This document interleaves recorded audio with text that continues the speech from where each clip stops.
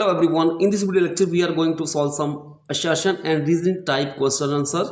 So here first one, assertion: the position of center of mass of a body depends upon the shape and size of the body.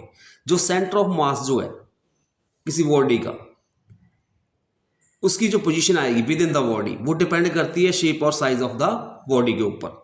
जैसे कि हमारे आप मान लो एक rigid body ले ली तो उसका सेंटर ऑफ मास मान लो यहाँ पे लाई कर रहा है।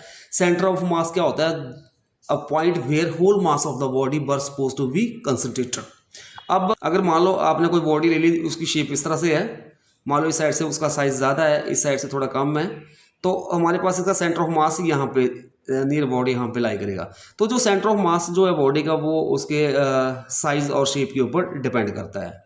सो हियर असर्शन ट्रू है। Reason: the centre of a mass of a body always lie at the centre of the body. So यहाँ पे रीजन जो है वो फॉल्स होगा, क्योंकि एक आप जब रिंग लेते हो तो उसका जो सेंटर ऑफ मास जो है वो सेंटर पे लाई नहीं करता, क्योंकि बीच में से वो खाली होगा, यहाँ पे वो लाई नहीं करेगा। सो यहाँ पे असर्शन ट्रू है, रीजन फॉल्स है, so C is the correct option. Next question, assertion: when a body accelerate down and inclined rolling purely static frictions force acts on the body। जब कोई बॉडी जो accelerate करेगी down on an inclined rolling purely static frictions force act on the body, तब आपके पास static force of friction जो है वो उसके ऊपर एक्ट करेगी। तो in this case assertion true है।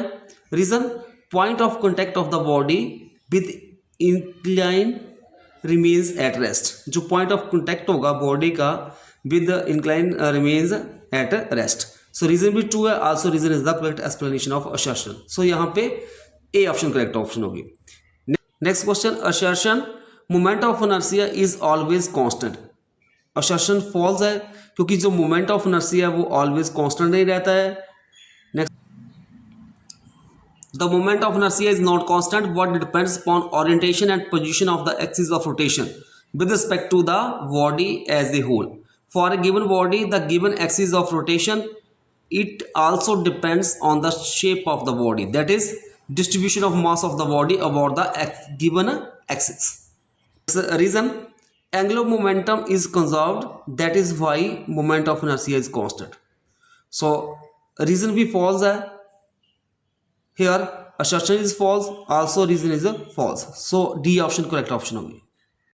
Next question, assertion: in case of pure rolling the force of friction becomes zero। assertion true है। Reason: the speed at the point of contact is zero। So here reason is also true, also reason is the correct explanation of assertion, so here A is the correct option।